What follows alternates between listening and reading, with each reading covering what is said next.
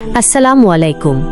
জীবন ক্ষণস্থায়ী, কিন্তু আপনার প্রতিটি কাজ আল্লাহর কাছে মূল্যবান হতে পারে। কষ্টের পরেই আসে শান্তি। ধৈর্য ধরুন, আল্লাহর উপর ভরসা রাখুন। ছোট ছোট ভালো কাজও আল্লাহর কাছে অনেক বড়।